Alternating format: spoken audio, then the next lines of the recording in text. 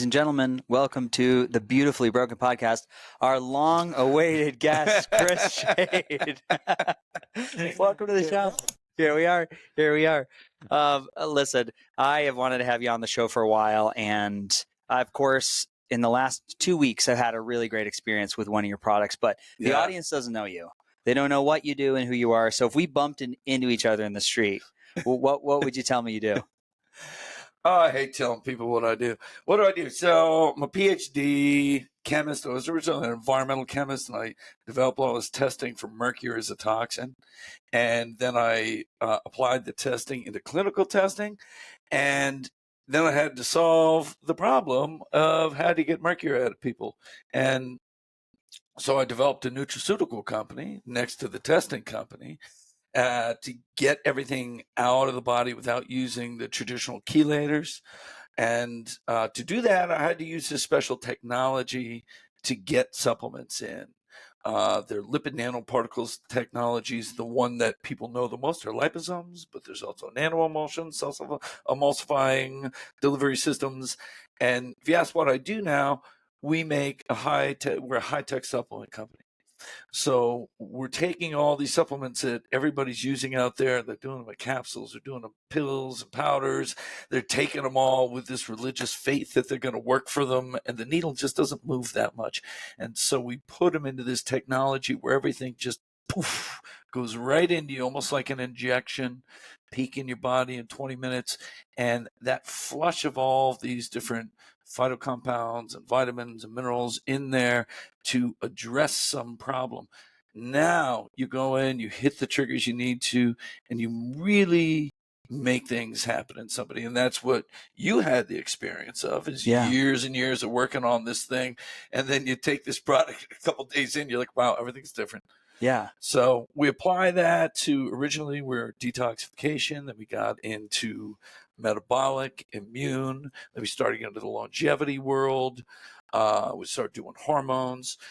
Any new thing that comes out as we evolve our understanding of the biochemistry of natural medicine, we then apply that with these delivery systems and our knowledge, our biochemical knowledge of how you put all these different compounds together to hit the switches that we need. So we're technologists and biochemists, and that's where you get Quicksilver Scientific. Beautiful. So my girlfriend was in your talk yesterday on NAD. Yeah. And she goes, who is this guy, Chris Shade? And she didn't know I knew you. And she goes, there's standing room in here. And she goes, and people are like, they're into it. They're making noise. They're like, there's like a cult vibe. Why? She said, why does Chris draw a cult vibe? Why does he draw? Well, of course, it's Disney. And you're like, what? My message is good, but I learned how to deliver that message from Disney World. This is like the weirdest thing. I was an organic, biodynamic farmer, like really hardcore. And I joked that I went out of business as a farmer the year Whole Foods came around. It was a little too early. Then I worked at this farming research place. And at the end, they were like, it was just an internship. And they're like, hey, you want to go down to Epcot Center and do this outreach thing for us? This is something we're doing with the World Bank. We were trying to teach them how to be sustainable because they were such non-sustainable people. And I'm like, me? Disney World? Fuck yeah. And so I went down there and they trained me with actors, education coaches, public speaking coaches, science education coaches for 4 weeks about 4 weeks. We developed this script, and then I gave the same talk 4 times a day for 6 weeks on the floor of Epcot Center in overalls with a little red barn behind me. It was like a little microcosm of a organic farm in Pennsylvania. Yeah. And you got to see, when people are with you and when they're not. And, when you're dynamic enough, you draw people in and they're with you and you can go wherever, the spirit takes it. And if they're not, you got a script and you just like save your energy. So I learned that and then went to graduate school and then started the company and started doing a lot of public speaking. I've just been doing it over time, but you develop this sort of magnetism. And when you have a good message and you're fun and funny and dynamic and you just lay it out there and everybody's like, Yeah. And nobody's on their phones and nothing. Yeah. And, and you can lay down jokes and you could be, off color and, then they just eat it up. And the more you get them engaged like that, the brighter it gets. And the more the words come in to say the message in the way that they need to hear it. So it's like it's a group dynamic between you and the audience. Whatever you say is always dependent on your audience. You'll see that person to person. Somebody asks me a question and they'll get a totally different answer than another person asks me the question. Especially if you get into like spiritual stuff. Some people ask you something, and you're just like, yeah, I don't know. No, somebody else asks you and you're like, describing the structure of God and the, infinitude of the universe. It's just like, it depends on your audience. And so you want to light up the audience and hope that they're an interested one. And then the talk goes great. Yeah. One of the first times that I heard your name, I was listening to Tony Robbins speak. Yeah. And he was talking about how his health had really started to deteriorate. Tony's a really big guy. If nobody's met Tony Robbins, yes. he's a massive man. Yes. And he was starting. He's literally a giant. He's giantism. He's talking about like his shoulder deteriorating and cartilage and things just started to go that didn't quite make sense as far as his lifestyle. And it was the first time I heard him mention that he had done a test called the TRI test. Yeah. And at the time, I was going through as you know, back in like the early 2000s, it was kind of like renegade medicine. You had to go figure these things out. Yeah. There weren't as many resources as we have today. It was just very different. So I had found a guy online, Andrew Cutler. And I was doing the Cutler protocol. So I was waking up, if people don't know this, I was like waking up every 3 hours and doing all these chelating agents in a 24-hour, 48-hour window. Hours you do your DMSA. When you add ALA, that's every 4 hours. You wake up during the night. And if you ever miss anything by 10 minutes, that's when everything will go south and you'll feel terrible. And they tell you, even if you do it all right, you'll feel worse for the first year. 52 rounds of chelation before you start feeling better. Yeah.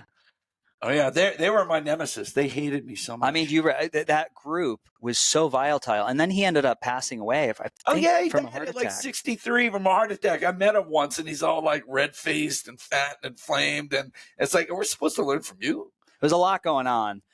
Tell me about the TRI test. Is that something you helped to develop? Because we were looking at, you can measure mercury in a bloodstream, which some people might say is more immediate exposure, and then we can measure tissue samples, and then we can also measure different areas. So but nobody's measuring tissue samples. I mean, I'm happy to do a biopsy. No, I don't want that. But I don't want that.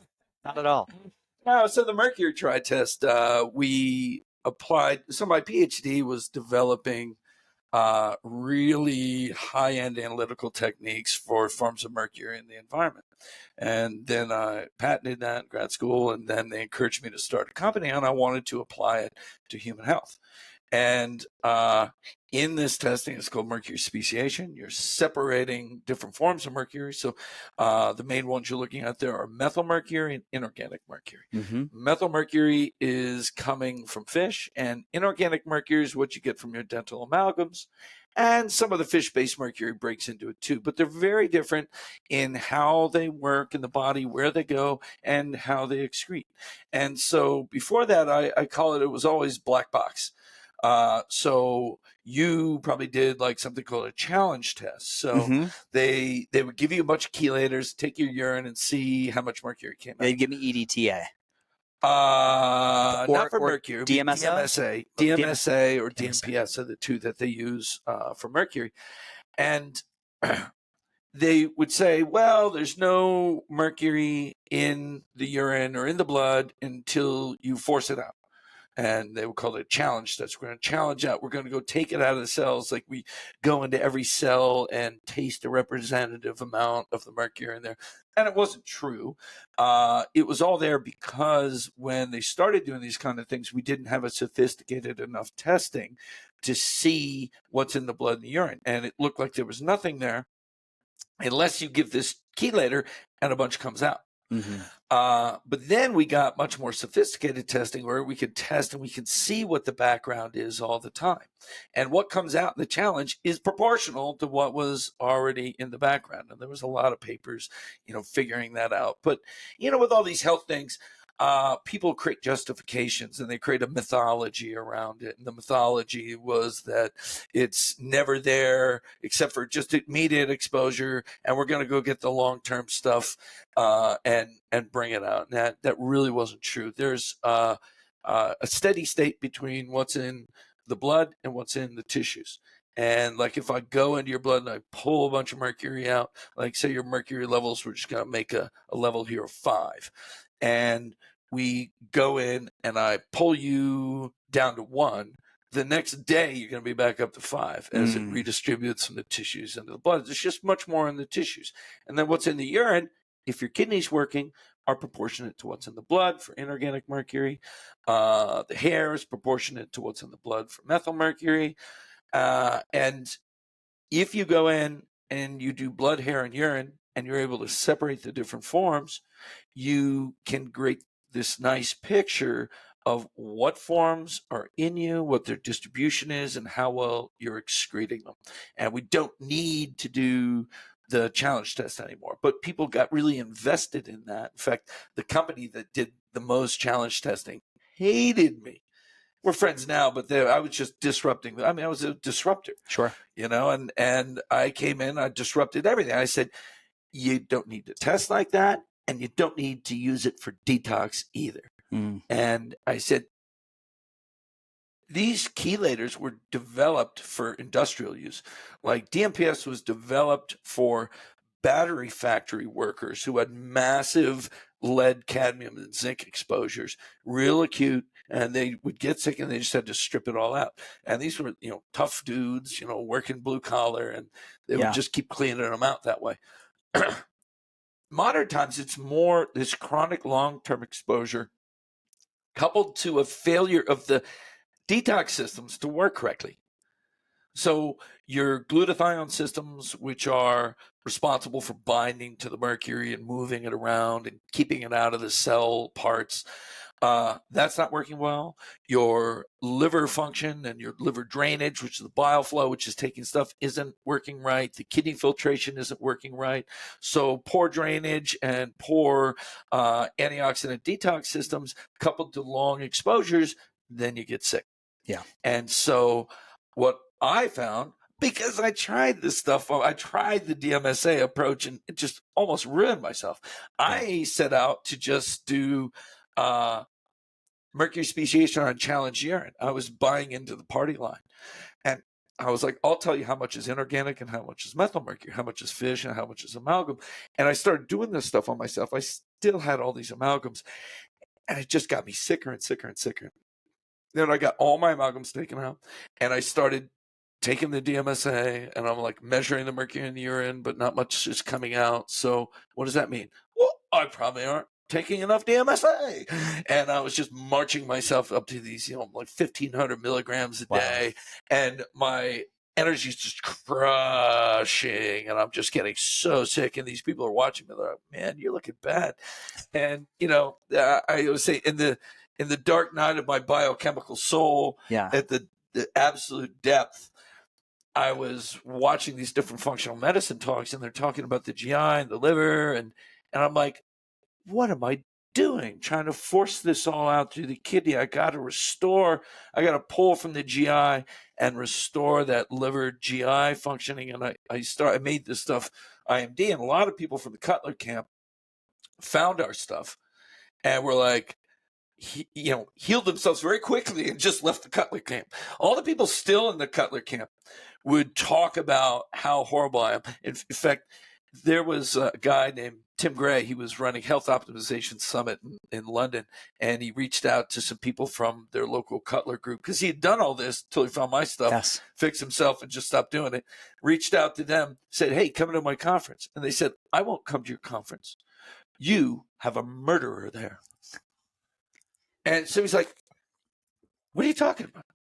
Chris Shade is a murderer. Now, who have I killed? Well, we don't know because they're dead. Excuse me? And it's because I wouldn't time lipoic acid every 4 hours. So I had to change all my business cards. They'd say Christopher Shade, PhD. I had to be PhD-MDR because I'm a murderer. Like, this is like the psychopathy. Sure, yeah. And there's a reason they would time these things with DMSA, because it would go in, it would stir the pot and shift around where the mercury was, and it could bind it and then drop it. So you'd keep this every half-life, you'd hit it. But when you're working with the glutathione system, or repairing the glutathione system, you're not going 0 to 60 to 0 to 60 to 0 to 60. You're floating along, and maybe, you're at 50, and then you dose up and you go up to 60, and then you come back down to 50. And so it was a whole different application of how you do detoxification. Because, when I was really in that depth of it, I realized I got to go this way. And I went back into my lab, and I had stuff I'd done during graduate school called thiol resins. They're were really like little pieces of silica gel or little pieces of sand, and put chelator onto it, and you swallow it, and it binds up everything in the gut, never goes into circulation. And taking that all the way from the GI starts restoring the liver GI signaling, and the liver starts dumping more mercury down there, and you just fix everything that was going on in there. And then you start offloading all of this mercury. A lot of the metals will go out in the bile to the GI and then be reabsorbed. This is what we talk about, toxin binders, whether it's charcoal or zeolite or this IMD was specific to mercury. And so I came on the scene, and, my first mentors were Dietrich Klinghardt, Hal Huggins. These were like the elder statesmen of mercury detox. And they were like immediately like, give me that stuff. Let me sell that stuff. And it was like, this totally filled a hole in the toolbox. And then I expanded there into making liposomal glutathione and all the other stuff to lubricate the wheels of the natural detox system. And when I was super sick, I just made that resin. I was better in like 2-3 weeks. Yeah. And it's something that people, especially in the Lyme world, and first of all, you're working with a patient population, which is super sensitive. And there's also, like, from my experience, some limbic system dysregulation. Oh, yeah. So we tell stories about what we think supplements are doing after one dose. And that's problematic, right? Because if you're going to base your day-to-day fluctuations on how you're showing up that day, it's going to be a manic story. Yeah. Because it's a little bit of a ride, right? Yeah. So the Lyme world and a lot of the toxin world strongly dysregulate and overemphasize the glutamate receptors, which puts you into a fight or flight state all the time. So you are kind of manic and anxious all the freaking time. Totally been there. I mean, it was the first, I'm good today, but I had like especially when I was doing the Cutler stuff, especially I was doing some of the high dose herbs that were not liposomal. I had like a little mini tremor in my hand that I would kind of hide. I mean, I had some scary symptoms in my early 20s. Yeah, I mean, that's a terrible time for them. Terrible time. So it is scary. Yeah. And you have that seeker mentality where you just need to get through the other side. And everything from, I had everything sold to me from the high dose chelation IVs, which in New York City were like $300 a pop. I had $1,000 in my bank account, but I'm trying to come up with money for this stuff because they're like, you got to do 40 of these. Oh, it's a wild spend. It is a wild spend. It's a wild spend. And something like so you have a system called the push catch. Yeah. Yeah. Which is essentially that's liver support, that's bile support, and it's some of the binders. Yeah. Is that something somebody can experiment with, or do you recommend people go through a practitioner to guidance? Well, it depends what you're trying to do. If you're doing general environmental detox, push catch is the core of all of our systems. And it's very safe for just about anybody to do that. Now, if you're going to go more into the mercury and lead world, Lyme world, then you're going to go into more advanced ones. We used to have this thing called the Detox Cube, and now it's called Cube 2.0. These are more advanced, and we're moving some stuff that's a little bit, heavy duty. And then I like people to go through a practitioner because, they're already in a very compromised state. The immune system is highly dysregulated. The neurotransmitters are dysregulated. The hormones are dysregulated. They need a little bit more support. But if you just want to come in and clear up some of the crap that's in you, these endocrine disruptors and the glyphosate, the pesticides and the herbicides, and all of us need to do that. You can go in and do push catch, no problem. And you can do half doses, single doses, double doses, triple doses, once a day, 3 times a day. There's all of this running room in there. And then we have one that's more well-rounded called advanced push catch, and that's for a month. And that'll take just about anybody out there, unless you're already chronically ill and you have to go a little bit slower. It'll take anybody and clear them up. And one of the things that's so different about how we do this is not the old idea of I'm just going to take something out of you and you're going to get better. This is opening up routes to take things out, but at the same time upregulating a number of these processes that are huge in longevity, like AMPK, which is a trigger that's hit when you carb restrict or keto or water fast. We're using that and NRF2, which is this antioxidant detox thing, turning those up. So we're actually creating more cardiometabolic wellness and efficiency at the same time we're taking stuff out. That's why people feel better really fast. Mm-hmm. Oh, you're going to be worse for a year, then you'll get better. Like that's a common story. What I think horrible thing. But I think again, to your point, it's like if I've one big thing this year, when we do get chronically ill, when we're desperate, we'll do anything. Yeah. So we will shotgun approach it. Yeah. Right. And I think just from this conference and the few speakers I've heard, it's so important to have a guide. Yeah. Because we can get on the internet. We can say, I hear people all the time. They're like, oh, that didn't work. Well, tell me, what do you mean it didn't work? How long did you do it? What was the dose? What else were you doing? What stage were you at in your life? What was your nervous system like? What was a family dynamic? There's a lot that comes into play. So having a guide for me, it will save you money in the long run. Yeah, and straightening you out. And when you were chronically ill, when you got murky, you do not think straight. Right. And that shit in your brain controls your thoughts. Right. And you argue yourself out of the protocol all the time. Yes. Even though you are seeking help all the time, you won't take it. And that's like, especially Mercury has this high paranoia with it. And I would get these people all the time. They come to me, they'll be like, looking around, kind of, Now, Dr. Shade, I just want to ask you something. And, I got all these symptoms. I think it's Mercury. And you're like, well, do you have exposure? Blah, blah, blah. And you're like, yeah. And you're like, yeah, totally. And I'm like, what do I do about it? I'm like, yeah, you totally have it. And here's what you do, blah, blah, blah. And they just look at you wide-eyed and they run away. They ask you what the solution is, and then they won't take it. It's hard. And then if they buy it, they'll find a million reasons not to take it. Sure. I took it, and then a friend of mine got mad at me, so it must be that. Yeah, I mean, it's just like out there stuff. And, their health is up and down and up and down and up. Like you said, based on a single day's dosing, you start blaming things. Yes. And these people are crashing every other day. Yeah. The likelihood that they took your thing and crashed is 50% because it's every other day. And so the guide helps straighten you out. Yep. Yeah, I would agree. So we're at A4M. We're in Las Vegas. We're actually looking out over the desert. It's stunning. Yeah. There's the Trump Tower here. Yeah. There's the desert. There's the desert. Yeah, we're kind of at the end of the strip. But I say that to everybody at home because I want to be cautious of time and aware. And I literally think we could do like 20 podcasts on 10 different topics. But the reason that I reached out to your team is because we talk about Lyme disease a lot. I mentioned it on the last podcast. I was like, I've really diminished the supplements I take. Yeah. And I'm so much more conservative these days. Yeah. It's just like a base protocol.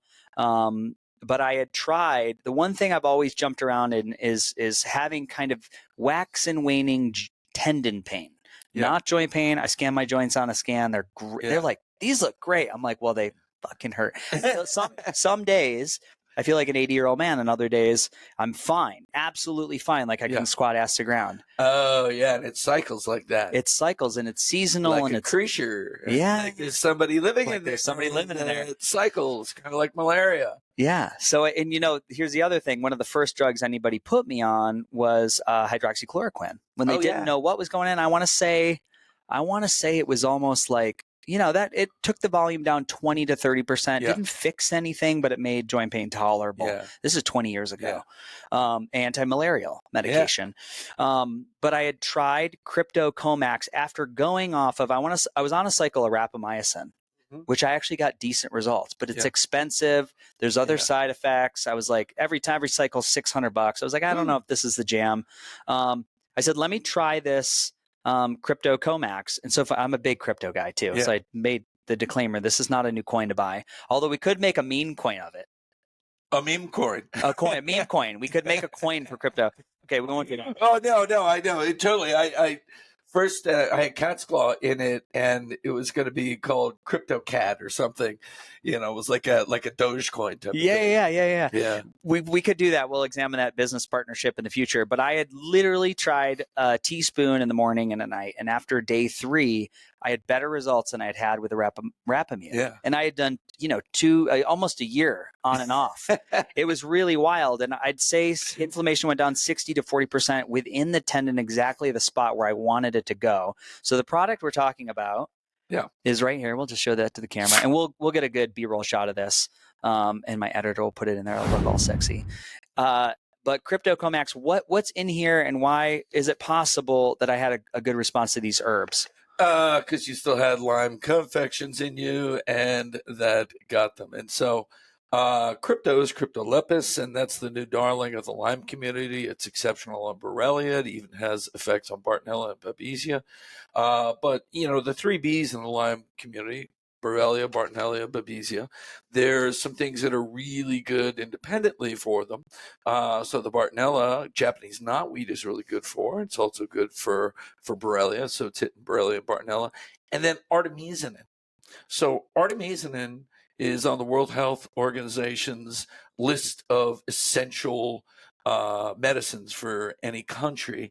And it was the original anti-malarial. It was developed by Chairman Mao's chemists because in the Korean War, more people were dying from malaria than from bullets. And so they needed a perfect malaria. Wow.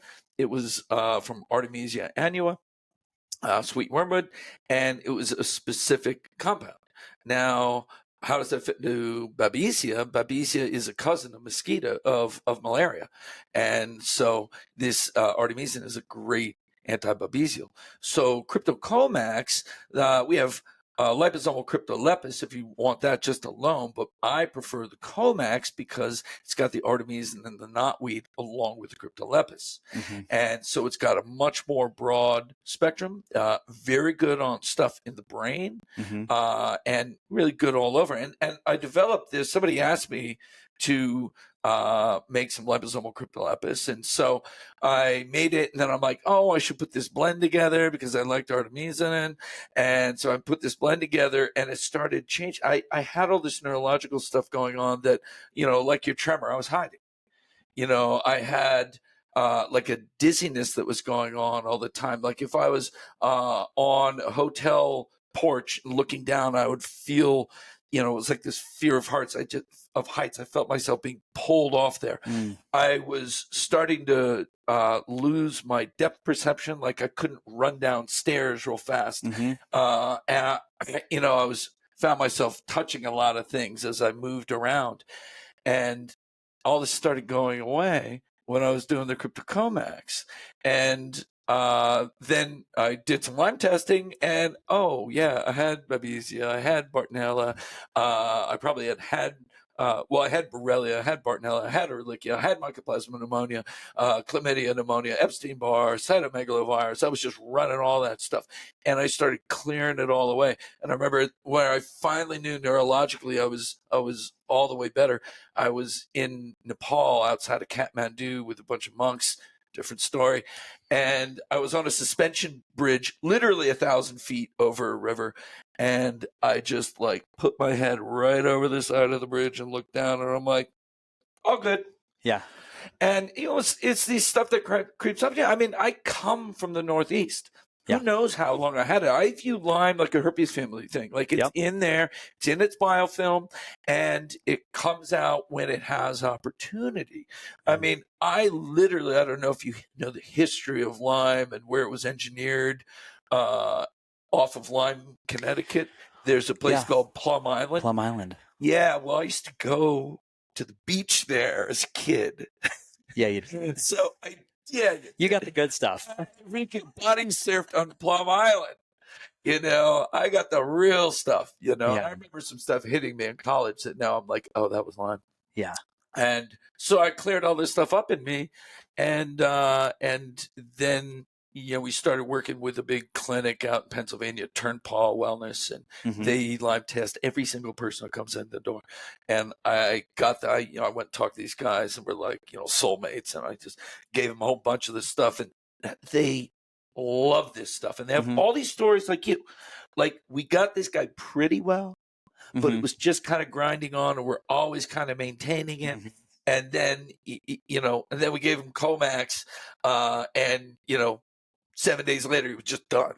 Yeah. He called in 2 days. It was like, that moved the needle more than anything I've ever taken. Yeah, it was quick. Yeah. And so it's these liposome, it's these delivery systems, liposomes, nano-emulsions. So the cryptos, the liposome, that means it's got a water core because it's got a lot of water solubles in it. The artemisins in a nano-emulsion because that's oil soluble, and it has it's this alcohol soluble thing. So we have to make a special kind of particle for that.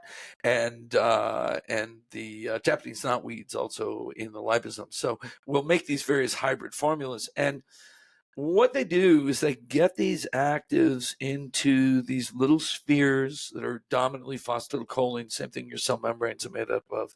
And then you'll hear also, like, in the Lyme world, the mold world, your cell membranes need to be rebuilt. Well, we use as our delivery vehicle, same thing your cell membranes are made out of. And so the healing of the membrane is bringing in the phytonutrient at the same time. And so when you make these small enough, they go right through your mouth, right into the capillaries, under your tongue. They'll absorb through your stomach, your upper GI. They'll peak in your blood in 20 to 25 minutes, all in, everything in at once. And you get this effect somewhat like an IV. And when you stack together all these different compounds, all of them come in at the same time. I mean, there's one we have called AMPK charge. It'll put you into ketosis in 30 minutes. Oh, wow. Because it has all these things that if you take them in capsules, it would take like 4, 5, 6 hours to peak in the blood, and we get them all in that amount of time. And so these are things like you think, I must have got some great rainforest herb that does this thing. Resveratrol, quercetin, silymarin, diindolylmethane, and of course berberine. And what kind of dose of berberine do people usually take? 500 milligrams, 1,000 milligrams. There's 12 in a teaspoon, 12 milligrams of berberine, 40 milligrams of all the rest, but every bit of it gets in, and every bit of it peaks in 20 minutes, and all of them hit this trigger called AMPK, and that's what flips you into ketosis. It's the trigger that's hit when you carb restrict, when you water fast, keto diet. Yeah. And so the point of that is that we call it a biosynchronous effect, that all these molecules hit all at the same time in a coordinated fashion. And that's the key to the magic in these things. Yeah, that makes a lot of sense. With the Comax, it's those three main compound or main herbals. And you'll see a lot in our formulas of whole plant extracts and pure compounds being used. So pure artemisinin with whole plant crypto and whole plant knotweed. You'll see, like in the liver sauce, there'll be whole plant extracts of the bitter herbs, like dandelion and myrrh and solidago, and then pure compounds like quercetin, luteolin, or lipoic acid. So we like to put these blends of things together, and you get pretty magical effects. Yeah. One thing I couldn't find online, and I reached out to some clinicians because they had it. I know everybody's different, every body weight, every body type, every disease profile. What would you say about dosing something like this? Is it dependent on your typically just your response, or is there a serving per pound of body weight? Well, there's always anything you're dosing has a body weight thing, and people are like, how do I dose kids? And there's an equation for body weight, how to shift that around. But you want to get to as high of a dose as you can manage, because that'll change things faster. I mean, you really go into really accelerated change when you get into higher doses, but there'll be more side effects, or they call Herxheimer reactions. And these are just various side effects. And those side effects go down the more you line up all the right things. But so in the crypto, I like to get to 2 teaspoons to even 4 teaspoons a day. And I like to blend it with equal amounts of liposomal EDTA. Mm-hmm. Now, people might be like, why EDTA? Isn't that a lead chelator? Mm-hmm. EDTA is a spectacular biofilm breaker. It's an anticoagulant. It's a nitric oxide upregulator, and it's a metal chelator. Mm-hmm. And for the biofilm breakers, like if you're using like a kinase, like lumbrokinase or nanokinase, these things don't get across the blood-brain barrier, but the EDTA does. Yeah. So especially on a neurological thing, I like those two together. So you might start at, a half teaspoon once a day, see how things go, move up. And, these Lyme doctors, it's funny, there's these two guys and they're like brothers, but they're like yin and yang with dosing. One's like, all in, just deal with it. The other one's like, well, let's bring you up slowly. But you want to start with a tolerable dose and work your way up to, as high as you can really manage. Stay there for a while and then come down. See, Lyme is not a weekend adventure. No. Well, it can be, but not in my experience. No, it's a weekend to get it, not to get rid of it. Yeah. It's usually, and these guys, their rule of thumb is 6 months, and that's okay. what I did.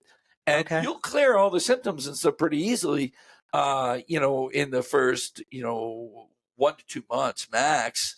And that's where you're titrating up, you're hitting high. Then you got to come down, and you just got to keep this stuff from reestablishing itself. It's biofilms where it lives in, it hides in there, it comes out when you're weak, and then it goes and hides. And it's going in these different forms. There's a cyst form, a free form, swimming form, and you have to let it keep going through these cycles while you've got the pressure on. And, you gotta, cause it'll go hide and you think you're fine. And then it comes back and you gotta just keep it on the run for 6 months. Yeah. I mean, I would just also, for people that listen to the podcast know, but if anybody new is here, some of the things that I do is a lifestyle thing. Because I'm in the biohacking space, I have a Flowpresso at home.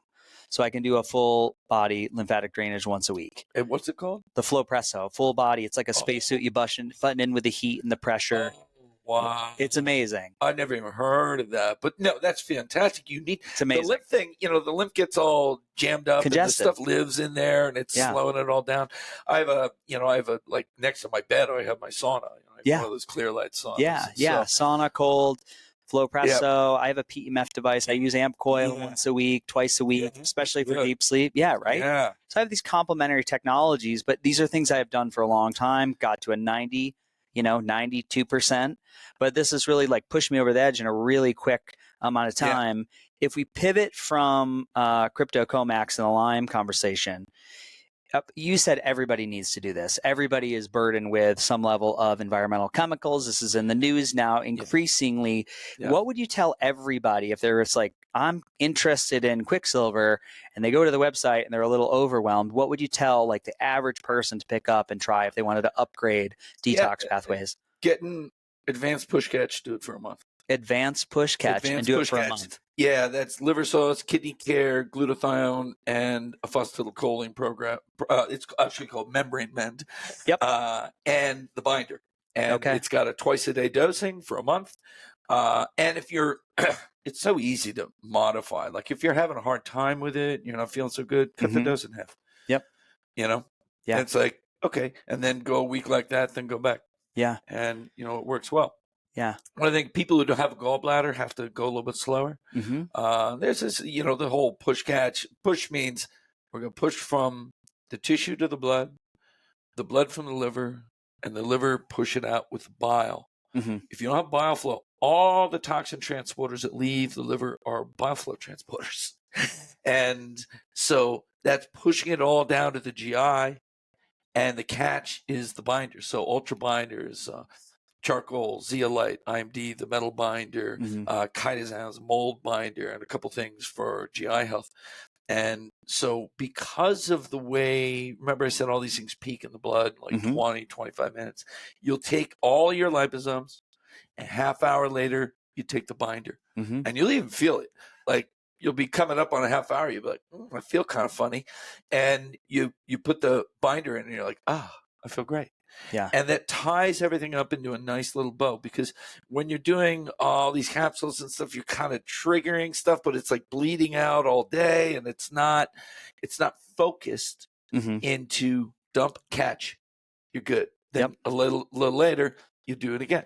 And, so usually in the morning, take all your liposomes, half hour later, take your binder, half hour after that, you can eat, or you can keep fasting, or whatever it is. And if you can integrate intermittent fasting with it, being fasted in the morning turns up this AMPK because the food hasn't been there. AMPK helps turn up NRF2, which is your detox thing. So it's more effective if you've got some intermittent fasting on board. Yeah. One more quick fire question. You gave a talk on NAD. Yeah. There's so much information in the space right now. Is it a precursor? Is it doing NAD injections or infusions or IV infusions? I've done all of it. Yeah. What do you think is, if you just say add something again to the person really researching NAD, what they should be looking for, and why is that important to incorporate? It's precursors is the way I like to go, and I use NMN, nicotinic mononucleotide, and we do it in a liposome with a couple cofactors to go with it. There's one called NAD Platinum, which is more balanced, and NAD Gold, which is more pure NMN. Nicotinamide riboside also works, but we don't do that in a liposome because it's not stable for long enough. So those are the two, NMN and NR. The IVs and injections are a totally different thing, and I think they're completely misunderstood, because you hook yourself up to that IV and it starts dripping, and what happens to you? You want to shit, piss, and puke. Yeah. And in the early clinics, all of those things happened. Yeah. Like right in the chair. Yeah. That also happens, like there was a funny movie, The Interview, they poisoned this guy with ricin, and, it's like, that's what happens. When you poison, that's what happens. And why does your body have that reaction? And people are like, oh, because you're stimulating detox. That bullshit. NAD is not supposed to be in the blood. If you can move NAD power around, and you have transporters that move NR and NMN into, from a cell into the blood, from the blood into another cell, and you can traffic it around. But those are the two you traffic. You never traffic NAD. It's never in the blood. So I believe it's a reaction where the body thinks that a whole bunch of cells just blew up and released their contents into the blood, and it's like a freak out reaction. And I believe that triggers you to repair your NAD metabolome, so you might trigger more NAD synthesis. I mean, it's possible you can take the NAD apart and start moving it around, but I think it's a hormetic response. Hormetic is what doesn't kill you, makes you stronger. So all toxins, if we give you just a little bit, you sort of respond to them and get stronger. And so this is, an event going on in the body, and I think that there's a repair response to it, and that's why people get clinical results. But if you're it's not like it's going into the cells and building your NAD levels directly. Yeah. Do you think everybody should be doing some form of NAD support? The word everybody is kind of a stupid word to use, because not everybody, but most people, and especially if you're in chronic disease. There's some stories around cancer. Cancer uses an exceptional amount of NAD because it's so metabolically active, and some people worry about that. I don't so much. That was on a waiver I did one time. I did an IV. They're like, have you had cancer? I was like, yes. They're like, how long ago? They're like, you're okay. Yeah. So they worry about feeding an active cancer. And, with all the cancer things, they worry about glutathione with that. They worry with exosomes, stem cells. Like, oh my God, my cancer's. It's like, do you have cancer? It's like, well, what if there's just a dormant little cancer in there? I'm like, then you're living in fear for the rest of your life. It's during acute phase, and that's when you got to shift things. Yeah. And so, I do believe in NAD support over a vast swath of the population, especially, if you're trying to get your system back, you're trying to get your energy back, because nothing supports mitochondria more than that. Yeah, beautiful. Well, listen, let's close it up. I'd love to do it again. Amazing podcast. And I guess the Beautifully Broken podcast, what does it mean to be beautifully broken? Give us your answer. Well, we're all broken at some level or have been broken at some level. And what really sucks is when you break your spirit. Yeah. And if your body can be broken and your spirit's clear, you're going to get through. And that's beautifully broken. Yeah. Ladies and gentlemen, Dr. Chris Shade, a pleasure. Thank you, Freddie. Thank you.